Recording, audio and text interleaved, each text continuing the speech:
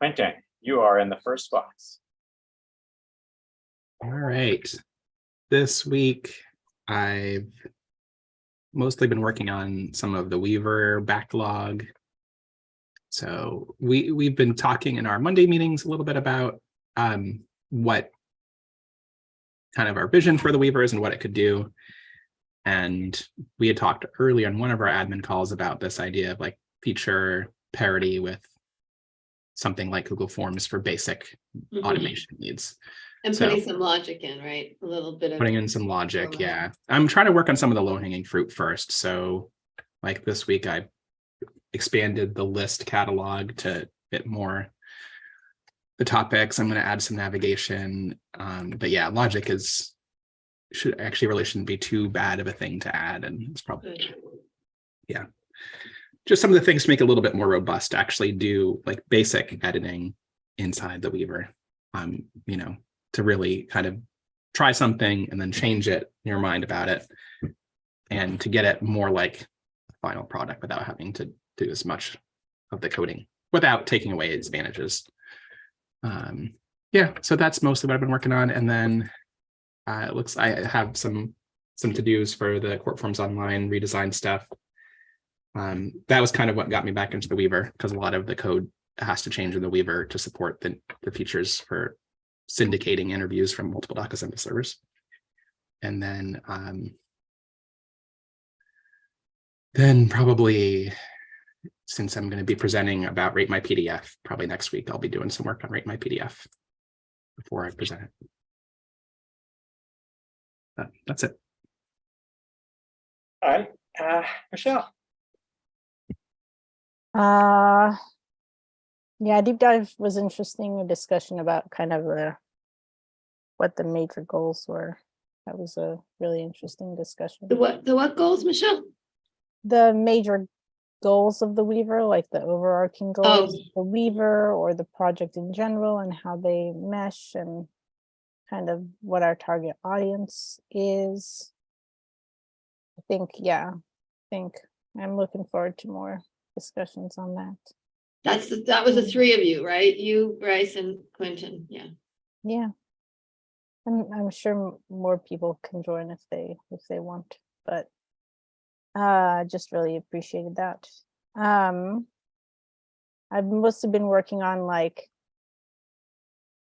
mostly nothing and a little non-mission critical stuff, like the yeah, we could use admin time management one day. Yeah. To like do stuff that doesn't interfere with other stuff and doesn't hold things back for a kiln. And I think there's something else.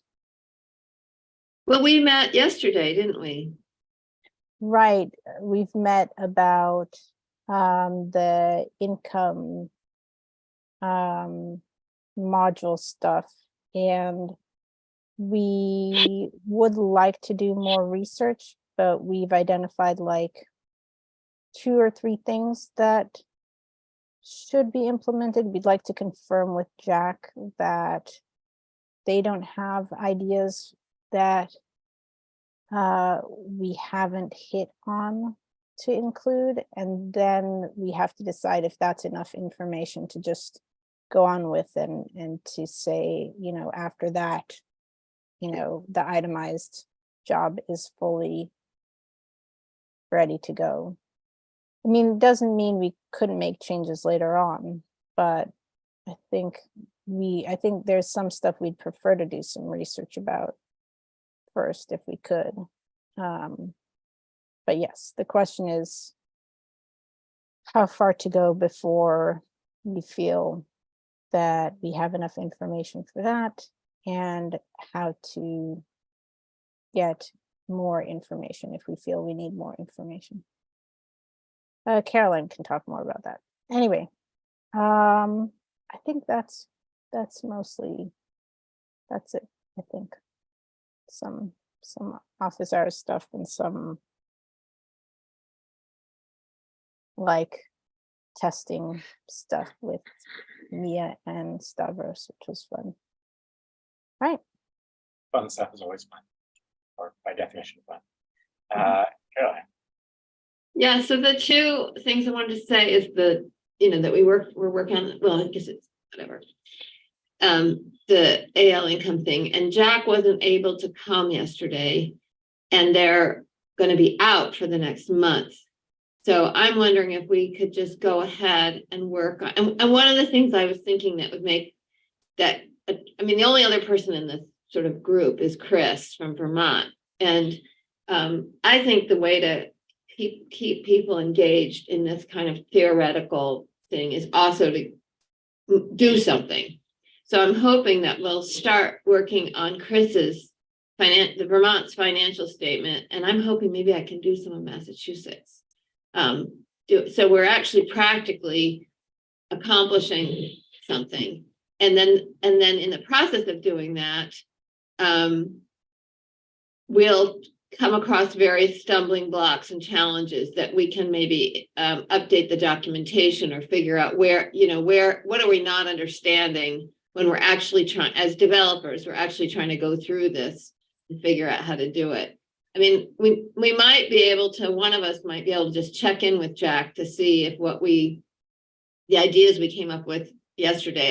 I talked to Jeannie earlier in the week about, we were sort of in the meeting before, we were struggling with asking people about seasonal income and gig work and that kind of stuff. And Jeannie had some really good questions to ask. And some of this, I think, we decide how much the income module is going to take care of and how much of it would we put into the documentation to say to developers, if this is the way it works in your state. So that was, I think that would be helpful. So I would love to just talk to Jack and say, does this sound right to you? Do you think it's missing anything? Do we need to do anything more? But they are also pretty stressed out for June. So I need to be respectful of them. I bet Jeff wouldn't mind things going forward, make some progress. It's not like, Oh no, so. they wouldn't mind. They just have really good ideas. That's the only thing is this what we were talking about before? And are we missing anything that you thought of or something? But I think I'm thinking just, leave him alone. They actually asked to be left alone, I think. So and that's the answer right there. Yeah.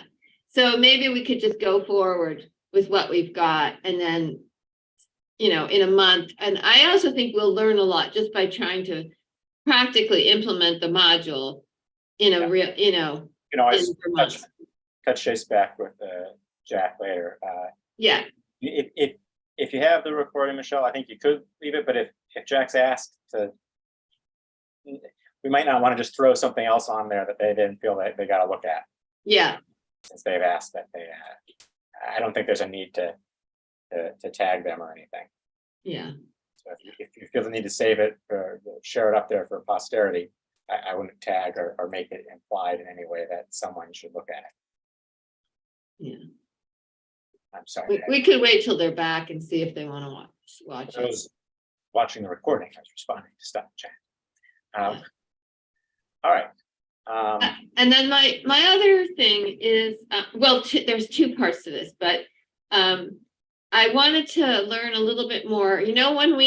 When Weaver builds, we have an interview, and there are standalone interviews in there as well. It's a big package. I wanted to understand a little bit more about that, because I've been saying to Jeannie, some of our interviews are overlapping. And so I think it's better for people to, instead of say, leave here and go to this other interview, it's just carry on with that. So I wanted to talk to you guys a little bit about, just understanding how that works and how we set that up. And then I'm super excited about whatever little bits of logic that you can get. I guess that's point 2. Point 3 is the logic in the whatever little bit of logic we can get into the Weaver, because the woman who does all the fillable PDFs, she's the tech person, who's been doing the fillable PDFs for the court. And she was in the information department, IS department in the court, and then she moved to Montana or something. But she developed the domestic, the protective order. There is an interactive, it's called a wizard, protective order wizard in Alaska. She developed it. It might be in hot dog. I'm not sure what it's in, but it looks like it looks like the interface is sort of hot dogsy. It might be something else. I can't remember what it is, but this is her first attempt at doing a DocAssembly interview. And they picked that one because she already knows the lot. I would have thought an easy like name change one that's already done would have been the best way to go. But she's worked in the is it Gavel now? It was the Documate, right? So she's worked in that. She did a couple of forms in that, and she likes that. And I was trying to push DocAssembly and assembly line. And so she's still trying to figure out they were having a conversation, what's the difference between Weaver and assembly line and that kind of thing. But if we could get a little bit of logic in there, that would be terrific. Because I can't imagine that the logic that they do in the wizard is that sophisticated. So I'm kind of excited because that means they're, somebody else is going to start doing DocAssembly in the Alaska court system, which is pretty cool. That's great. And that's exactly like the kind of person that we were thinking that we were talking about trying to support on Monday. We did not everyone was totally on the same page about it, which is why I say talking about it. But you mean you're in deep dive, wholly on the same on our page? deep dive, yeah. Oh, yeah. So we've been trying to block off some time to talk about basically a roadmap for the Weaver and also a roadmap for changes to the DocAssembly playground that might support people better with DocAssembly development. Oh, just making the playground not as bare bones as it is. so so things like in the bottom of it, what kinds of things are you thinking about? Or do we want to talk about that now, or you want to? I don't know how much time we'll have. I know, David, you're probably going to sign off for the Other meeting. Yeah. Okay. But I think it'd be really interesting to talk with the person who's already used Gavel and this other system that you mentioned, and to kind of figure out like what are things they expect to be in an authoring environment, and are those things that are realistic to go into the Weaver or not. I kind of like to make it do its current job just as well as it does, which is, if I'm authoring an interview, I can start there and get something really quickly because I know where to click and it doesn't get in the way, while also still being able to help people with more because then it's faster for me to edit everything in text, but I want to be able to help people who can't edit it in text better in the Weaver. So, it's like a delicate balance. I really think it can work well for both of those use cases though. So if the person that you mentioned has some time to meet, it'll be really interesting to maybe explore the Weaver with them and see what they think. Right. Yeah. And when you were talking about the playground, or is that something that's part of the this? Playground, we had like a list of things we came up with that would be nice enhancements there too. Like basically maybe a more visual editing mode in the Playground for things that can be edited visually, but not getting in the way of the fact that DocAssembly is code-based. So things like adding a block and not having to memorize the block syntax or click an example and customize the example. Right. So you could use the ones that are down in the bottom. Yeah. Yeah, using them in okay, so if I want to insert a table, I can say the name of my table instead of having to copy this example with fruits and changing the rows, right? So that kind of stuff. That just happened. That's not the best example. That's this one. Yeah. Would it be, am I taking up time? Should I talk about this on Monday instead of now? We could loop back around to it just to make sure there's. Yeah, Bryce, yeah. Bryce wants to say. I'm the only person, I'm pretty sure I'm the only person left, and I don't have anything besides I'm still doing e-filing stuff, so. All right. In that case, if you want to chat for another 4 minutes. I think this is interesting. I think sometimes though, depending in the Playground, it's also helpful to have things be, although it's more work sometimes to edit, like you say, copy and substitute what you want in there. Depending on how you insert the blocks automatically, the more automatic and powerful it is, the more confusing it is to customize, right? Yep. And because you don't know where stuff is coming from. And I think right now with assembly line, it's great, but if we have too much more automatic stuff, it's going to be harder for people to dig into. You know, and again, it's one of these balances. I drive a manual, you know, and I think that we just need to be able to help people dig in where, you know, where they can't, you know, because we know that's something that people, every time you have new DocAssembly developers and they want to change a question that's coming from assembly line, that's always a, what do you call it? The lingo is a pain point, right? I mean, it's something that people always struggle with. Yeah. So, and I don't think it means that we shouldn't do it, but I think it's something to bear in mind. You know, This is one of the things that Quentin mentioned that we disagreed on a little bit of like what we all agreed that like one of the things that we could be doing better is supporting like what Quentin just said of like people who like want to go through the Weaver and actually get something that is pretty much what they want, like 99%, and they could go straight to production from the Weaver at that point. Like we need to do better with that. But then post that, we sort of really disagreed on like whether we should be using the Weaver more for like education or not education, but more of what you're saying of like being able to introduce people to the like lower level parts of DocAssembly, or if we just need to add as many like abstractions and make it a lot easier for people to use. And so like one click add a thing versus, okay, like what does all this actually mean, and trying to help people understand that and help people use it specifically. So I know one of the split, like one of the things like Quinn just mentioned of like being able to better use all of those examples that are already in the playground and sort of like, I don't, at least from my view, don't get a ton of use. That was one branch of like things to do in the playground. And the other one was like inline issues. Like right now, if there's a bug or like something is broken in your interview, it shows up as the little red, like of something on the right side that's like, oh, there's an error. You need to run it to figure it out. And so you have to click save and run, and then you have to go to the actual interview and, oh, here's some things, but the line numbers are always wrong. We were like, one of the other things we were like thinking of is like, oh, you should be able to get enough information to figure out, oh, it's this line on this block, and just like do a little red squiggly in the playground and like have better tools to tie you from like, oh, you're in the interview and I'm trying to see, like, look at all the variables that are defined, like bring you back to where that actual code is in the playground, as opposed to just like, here's all of the info dump that it's currently just on the interview itself. Yeah. So that, I think that would be helpful. The idea of putting something in automatically is, I use that little thing as much as I can when I remember it.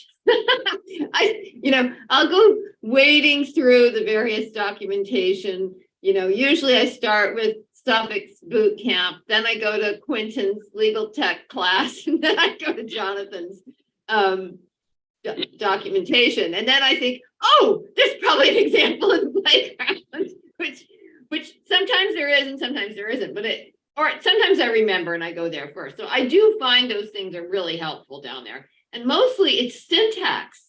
I mean, it's almost all syntax. And I have I will tell you, I have a block in my brain about any true and radio buttons and checkboxes and what needs square brackets and what needs parentheses. I mean, I know about the quotes, but the square brackets and the parentheses, there's like scar tissue in my brain there. So one thing can be like, when you start making a block, it could offer you the different options of keywords, right, that you could use in the block, or under a field. Like it could offer it contextually, for example. So like in your code, like you could start typing, it could say, these are some options you have. Do you want any of these ones? Like as you code. Yeah. So that's just hard there are ways to do it that can help you code instead Yeah. of just hide the code, right? Yeah. Yeah. I see what you're saying. Yeah, that would be that. I think that makes more sense than just stick a table block in and you don't know what it's going to do. Yeah. I mean, I'm just using Clinton's example, and that wouldn't be obviously that's probably not the best one, but yeah. So yeah, I mean, it's hard to kind of imagine it conceptually, you know. I mean, I get it, but then there's the idea of doing it, and then there's actually doing it, and then of course how you implement it is really that's really different too. Like you might think of one thing, I'd think of it differently, that kind of thing. It's exciting. Yeah, I think like probably the place where the most help would be offered would be in the Weaver, because the idea there is if someone can get through to the end, Yeah. they probably don't need as much of those extra details, or it won't be the same person who's doing it. Mm-hmm. The person who needs to be an expert isn't the person who's using the Weaver. Right. Well, that's one possible pathway. We have talked about mapping out the different possible scenarios that might play out with this kind of thing. I mean, it's the kind of thing to talk to the grant partners about, I think, Maybe once you have see who is using it in what ways and how do they envision people using it, rather than, it's this kind of thing as well. I want my website to be for everybody. I want it to be for low literate people. I want it to be for judges, and you have to narrow your audience and focus for one particular audience, and then respond as you get more information. I mean, that's the way I would go about it, rather than trying to get every. Yeah, but I think, yeah, we are trying to narrow down the audience. We're not trying Yeah, to. that's why I'm saying the grant partners are good people to talk to, because for now. I think we have to like organize what it is we want to ask, and organize our understanding a bit of what some possible scenarios are, so that we can ask effective questions. But I mean, I'm not sure if we necessarily. I don't really think we. Question, but yeah. I don't think we need to I think we can. I don't know. Like right now, like we gave Caroline maybe a few sentences of context, and she's hopped right in. And I remember thinking when we were having the conversation, I was like, "Wow, we really could have rewound 45 minutes and had a lot of these exact conversations with the people we should be having them with." I don't think we need a ton of prep or anything. Essentially, I think the conversations we've had is enough prep, and we can sort of talk to people and be like, "Hey, yeah, this is right now. There's the Weaver, there's the playground. We're maybe we know, just yeah.